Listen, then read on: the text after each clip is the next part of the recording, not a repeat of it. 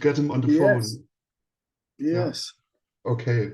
I did an interview about him earlier with Prog magazine over Yeah. here. So I was talking about Chris, Yeah. and so it's an interesting thing. Yeah, it's amazing to think how long ago it is he's passed. Yeah, and I guess many fans are still very sad because he was such a force of nature and Oh, such a absolutely, yes, creative yes, man. Yeah. that's right, yes. And the last time we had an interview that was about 8 years ago, we talked about Right. Squacket. Yes, Yeah. yes, yeah. That was a lot of fun doing Squacket. It was one of my happy memories of, in many ways, an easy album to do because with Chris, every time somebody had an idea, it got used with the album. But often I find that when I'm working with other people, that it may be a case of you have ideas and only a few ideas get used. But we used everything, so it was a very happy experience as far as I remember. Most of which was recorded in my living room at the time, and at the time, Chris's wife had just given birth to a new baby, so sometimes the baby was crawling around the floor while we were recording, and it's very interesting. We did some of it in the studio, but we did a lot of it at home, just because it was easier to do it that way socially and what have you. Yeah, I remember that you posted some videos from home, as I remember.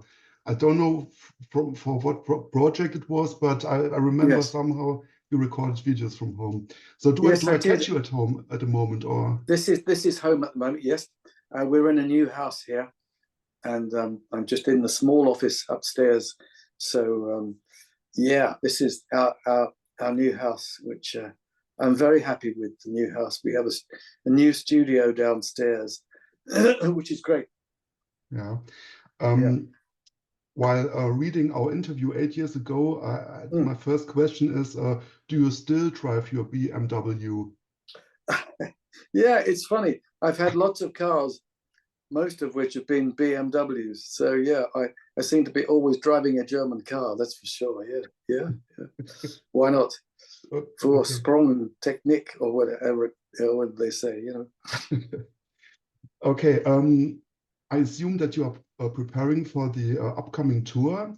The tour starts at early April in the United States, then to Europe, Germany, Japan, then back to Europe again, and it ends in the States. Many gigs in California. These are over 50 concerts in total. You are now 75 years old. Indeed. How do you manage it? Oh, I don't know. I think it's a great life if you don't weaken. That's the way to look at it. And so I seem to be doing okay most of the time. Health is good, so I'm trying to defy time and gravity. There we go. Okay. Do you physically prepare for a tour, and how long does it take for the band to prepare for such an extensive program? Well, actually, we're going to be doing another cruise to the edge, first of all, and one show in Florida. That'll be with Craig Blundell, our usual drummer. I'm answering this in a roundabout kind of way, but we're going to be working with Felix Lerman for the first time. And we just have a few days of rehearsal with him before this. The rest of the band basically know the stuff. So Jonas Reingold suggested Felix, so it'll be very nice to work with him. And I hope that everyone remembers everything. So it's always fingers crossed. Provided he's okay. But we're also working with Nick DiVigilio when we do the American stuff. So I'm working with three different drummers this year, ostensibly doing the same material, which is largely based on Lamb Lies Down on Broadway. So that's the main event, plus all these other things, other Genesis things, other solo things as well. And how do I prepare for it? Well, I'll be doing a little bit of running through it myself, just to make sure that that I've remembered it. The only other way of preparing is I play every day, because I want to keep my fingers supple, and it's important to do new things as well. So I prefer to be writing new stuff rather than rehearsing old stuff. Okay. But sometimes you have to pay the piper, really, and devote your time to the recreation of things that were important for others as well as ourselves. I always want to work in the world of new dreams, but very often it's a recurring dream to go back to these older things, which are classics in their own right. I think I'm just as guilty when I think of other people and their greatness. I will always be thinking of their early work, but I hope to surprise people with new work as well. I hope to surprise people. I hope they will think, "Oh, I enjoy this because the playing is good on some new stuff." So I always include plenty of playing with the new things that I write, whereas the Genesis things that I perform, the strength of it is in the composition of the song in the first place. Plus, these things function like old friends being revisited. An old friend comes to call, an old song that you're very familiar with. As I say, it works the same way for me when I'm thinking of the bands that were all very young at one time in the 1970s. Beyond that, I often think orchestrally, and I might be thinking of what can orchestras do? What can I use from folk music? What can I borrow? What can I steal? What can I do myself? And I'm more interested in authenticity than originality. I may have said that before. I'd rather have something that someone really feels rather than an idea that they think is truly original but doesn't necessarily resonate. The balance of new and old thinking, it's an ongoing thing. And what is old? Is it the old colors that you use? I mean, if you're working with orchestras, it's all old colors, but the way you present it, I think that's very important. You mentioned it, The Lamb Lies Down on Broadway. It was released 15 years ago. Yes. For many, it's the signature Genesis album. Yes. What significance does it hold for you? I think that the album, I think that it sounds sweeter with the passing of time. Plus, I like to do modern recordings of the old stuff. And I like to think that the modern recordings, the live recordings, for me sound better than the original recordings, because as technique improves and technology, the way these things are performed and continue to grow organically, especially if I'm having guest artists join me with their input. It doesn't have to be fixed in one place. You've got the original stuff from 1974 and 5, and that was how we were thinking at that time. But, things change. Peter Gabriel's voice changes. He said his voice dropped and became more the signature sound that you think of him today.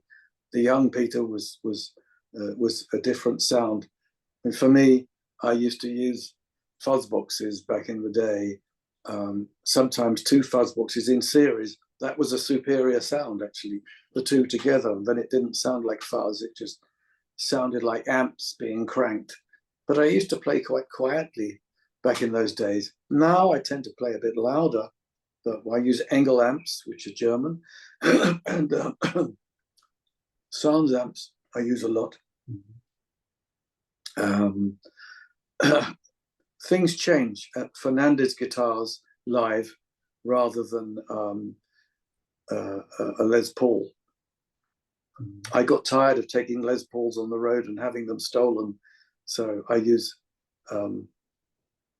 other guitars which sustain wonderfully and look a bit like Les Pauls, but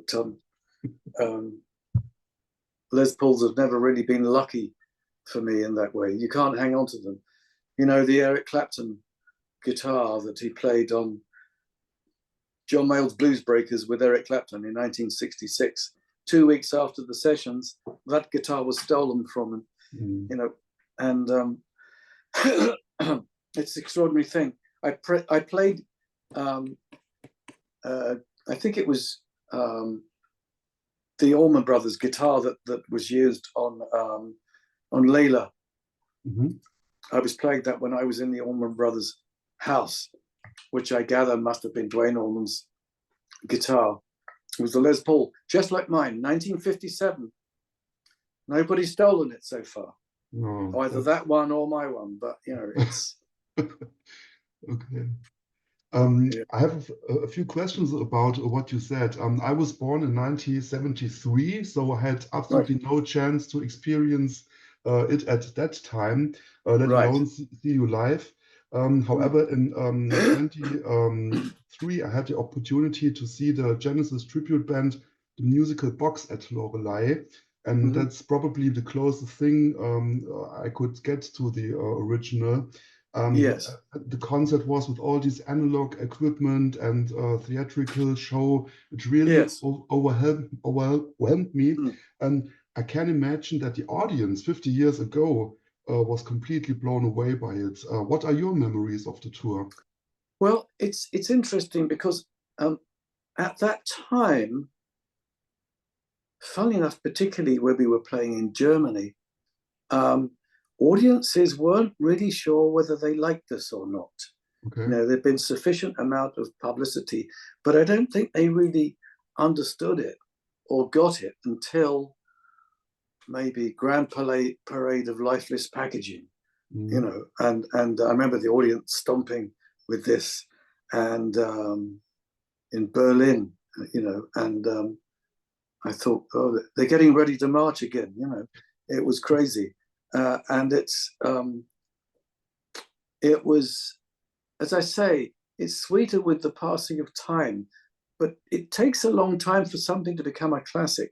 So when this stuff was originally being listened to, it was new material, which confused audiences in America, in England, in Europe, everywhere, you know.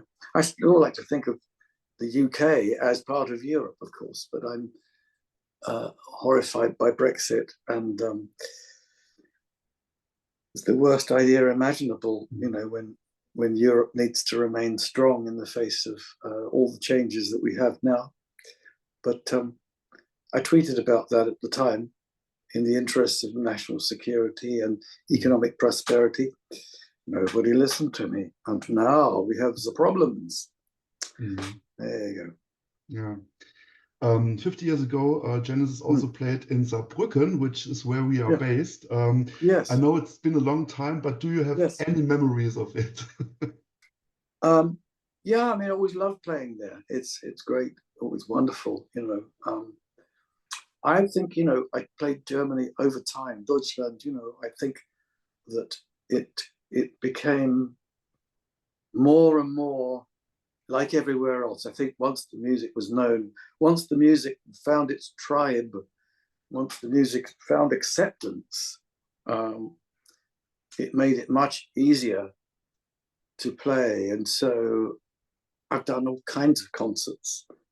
I've sometimes just appeared on TV in Berlin with just an acoustic guitar doing stuff, you know. I've played dog shows. It's extraordinary, you know. But I always enjoyed doing it. I had a very good time. I like going there very much. It's like returning home. I get the feeling I know what I'm going to get, and as far as anyone can tell, in this world full of surprises, short of a meteor coming out of the sky.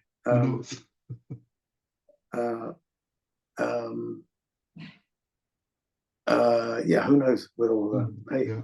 But I'm looking forward to it. It's like coming home. It's a great show. I think the show we're doing at the moment, there's a version of the show at the Royal Albert Hall, which is being mixed by Chris Lord-Alge. We've nearly passed everything, and I've seen it back on film and watched it, and I just thought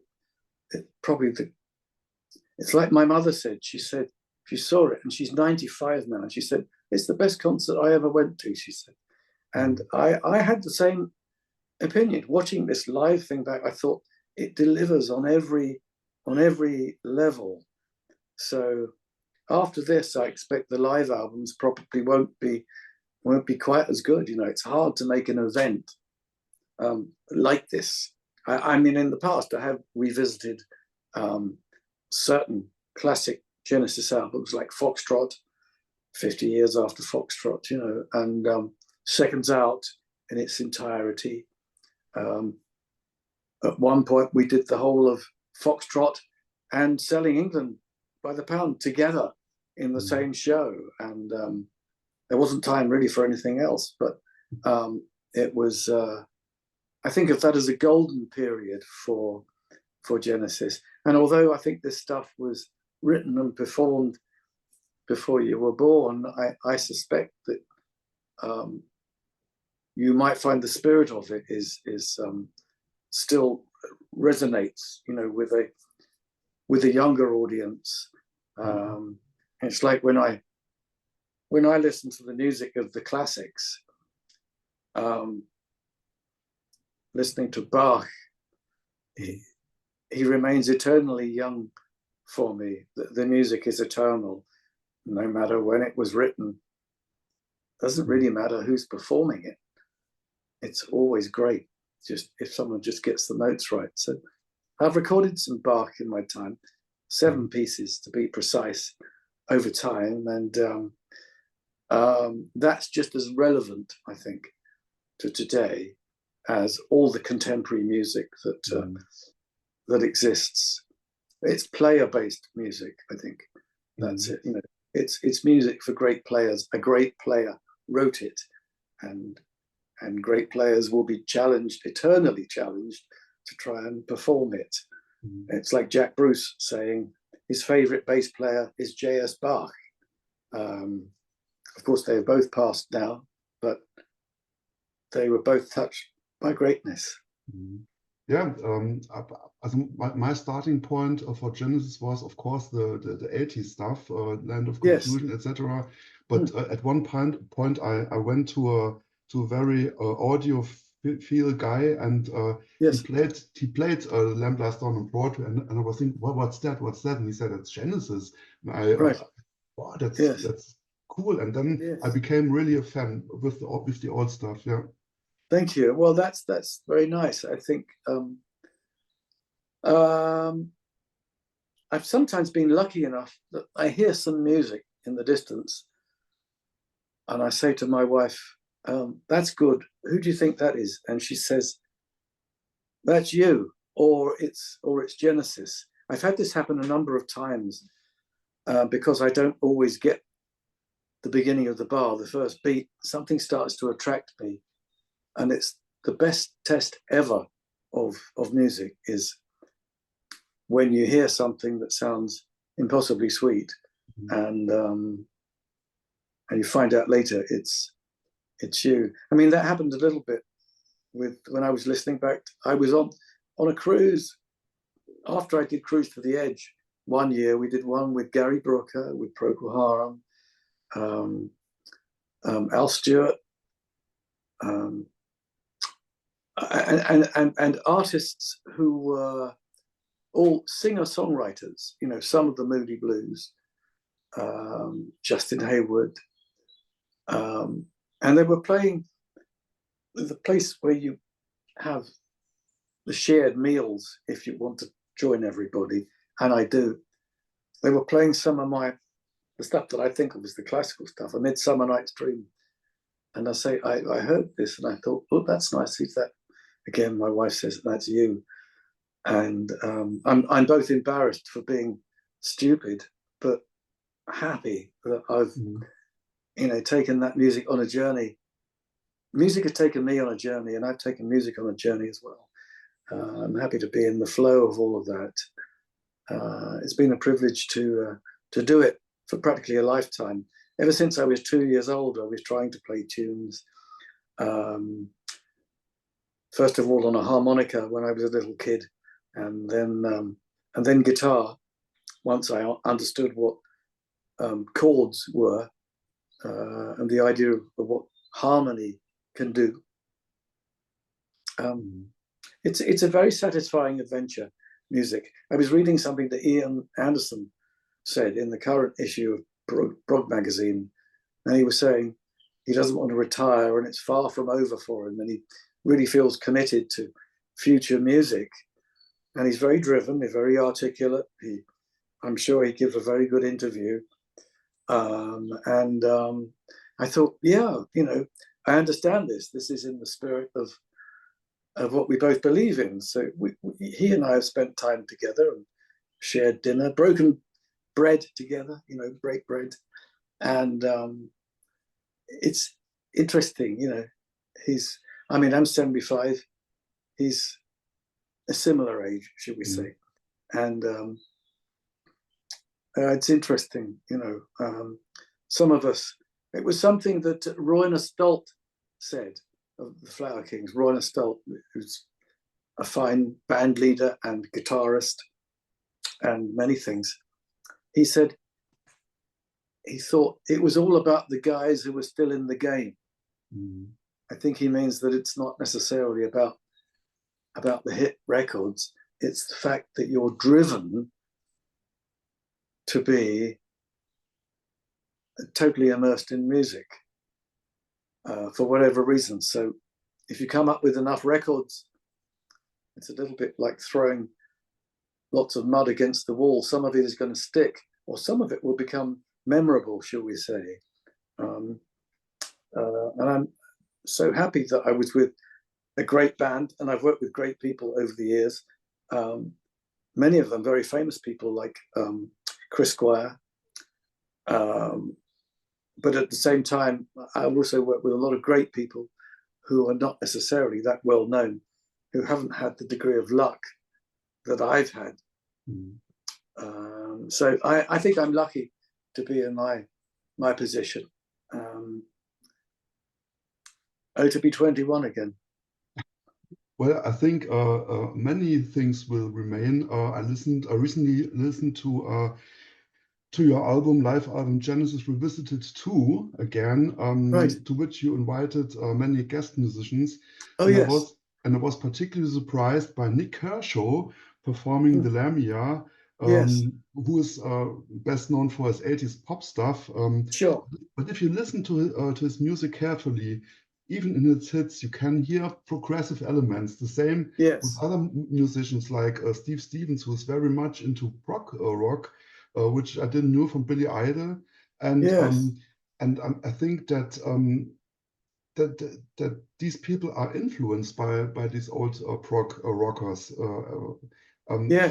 Does it make proud you that your own work has influenced so many people? Well, it's very nice to know that one's been a positive influence for others. I think I remember having a conversation with Tony Banks at one point during the 80s, after we were no longer working together, but he said that he liked Nick Kershaw very much because he used his chords.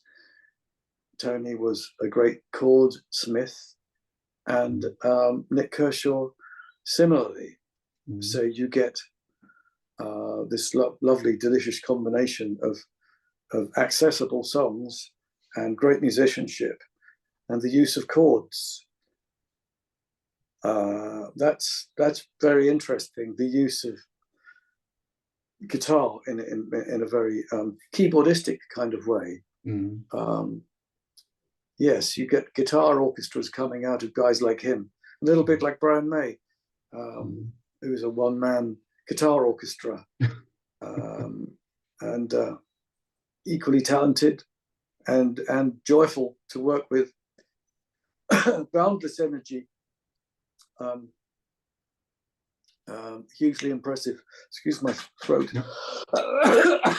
I have hay fever at the moment. It's allergy, and it won't go away. I've taken all sorts of remedies, and nothing really works. Nothing works, yeah, in this crazy world. We talked about Chris at the beginning of our talk, and others have left since then. John Witten, for example. Yes. And Genesis also did a farewell tour with Phil Collins. I had planned to trip to London, but the concert was postponed due to the pandemic, so I could only watch bootlegs on YouTube. And I think I wasn't the only one who had tears in my eyes when Phil struggled through the set, proud of his son Nick and the dignity with the band as they performed. Could you attend to any of the concerts, and what were your feelings about it? Well, I was due to be playing various tours which were getting cancelled all the time because of COVID. And I'd let people down, or I felt that I had, which is why I was doing all these home videos. I was 2 weeks into an American tour when America closed down, and I got the last flight back to the UK.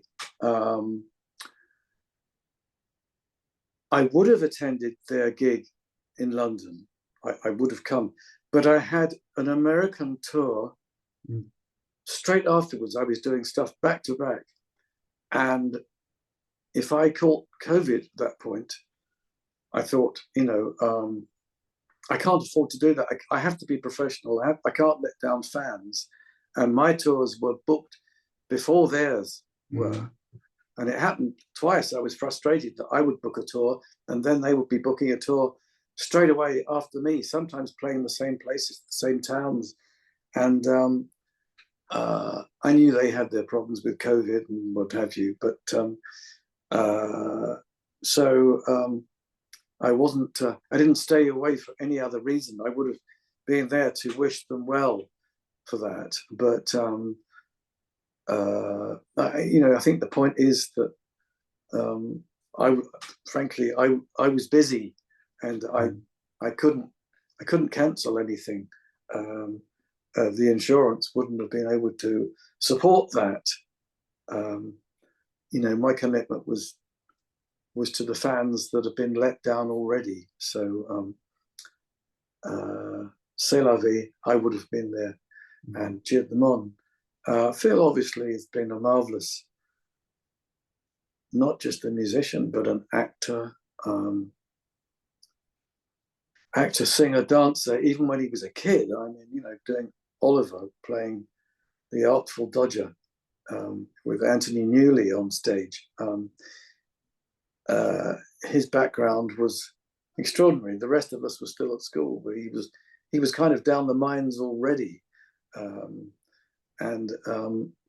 So I found him a joy to work with. He was a great, great musician. I encouraged him to become the professional singer of Genesis.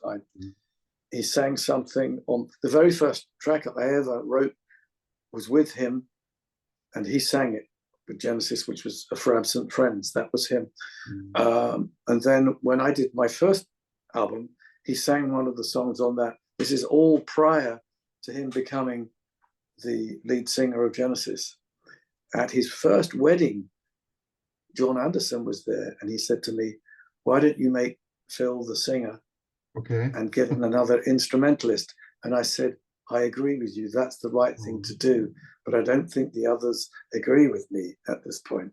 And we auditioned other people. And then eventually Phil became the singer, as was only fair and decent and right and proper. And now it seems impossible that we could have considered anybody else. But he won that gig through default, really, something that he backed into, perhaps. But he did such an amazing job, and I think they were big shoes to fill. Peter Gabriel's shoes were pretty damn large at that time, but he did an amazing job stepping in, singing quite a lot of the stuff that Pete sang at one time. So I think, you know, that was always a difficult thing for him, carrying on the legacy of those songs. But maybe it's a testament to the strength of the material that Genesis stuff, as performed by the original band, was performed to a certain standard, but reinterpretations that have happened over the 50-year hiatus or so has shown that stuff was worth preserving. Absolutely, yeah. Fantastic singer, drummer, everything, and I love Trick of the Tails. There is a myth that that Peter Gabriel had a cameo on Trick on a Tail in one song. I can't remember which one. Is this true? He had a what was that? Sorry, a cameo. A cameo. Oh, yeah. No. I think that in recent years, with artificial intelligence, somebody just put out a version of Peter Gabriel's apparent voice singing the lead on the title track, and it sounds just like him, I have to say, and so maybe that's where the confusion has come from. But he didn't do any cameo appearances, no surprise appearances on that album. But if he had wanted to, I'm sure that would have been wonderful, of course. We are close to not close to the edge, but close to the end. To the end. Close to the end. Yeah. Because Zoom will kick us out in a few minutes. Okay. My journalistic code obliges me to ask this question. I know you have been asked it for a long time, and for 8 years ago you said people are getting tired of asking it, but I'm going to be kicked out of the journalist union if I don't ask it. So was it really the end of Genesis, or are there any possibilities? Any plans? Yeah. Well, I don't know if there are any plans. You know, anyone can talk to anyone else at any one time. There haven't been any reunions for quite some time. It's very friendly amongst all of us, but we don't try and hit each other up for favors, if you know what I mean. If I see one of the guys for dinner or something like this, don't talk about it. The last thing I'm going to say is, oh, would you mind if I twist your arm and get you to do something that I want here? You know, so I think that the elephant in the room is only there, I think, for others to surmise about, because I think that it probably wouldn't happen.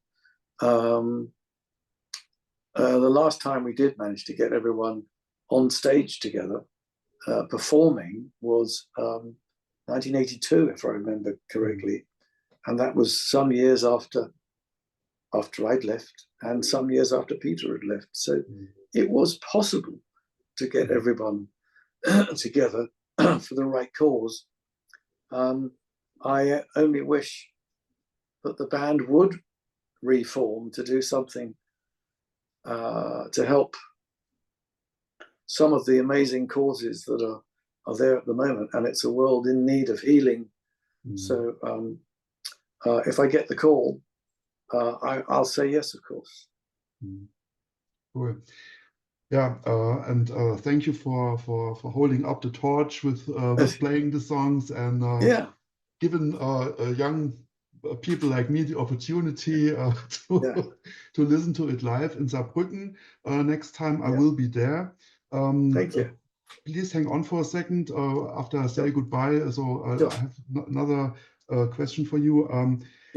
Steve Hackett, thank you for your time. I wish you much success on your tour and with all your future projects. Thank you very much. Thank you, Marcus. Thank you so much. All the best.